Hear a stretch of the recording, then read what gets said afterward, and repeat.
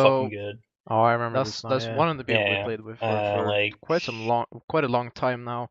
I We I we understand played like why you a few probably have games with ever him. doubts I because think like I was like nowhere we near played a that best level. of 3 But against that's a some team. fucking See if I can miracle, find dude. it I here, played like Mariupol's. I know it's on godly my the YouTube three channel. I scrims that think we it's played. I played like really I solidly, will like see all if my I can find it positions. I here played if like YouTube will let me. Bianca, Hopefully. Mirage. I think we played like two Yeah, I Mirage think it games was in our one match patch. against Too I'm Much not sure. Lag.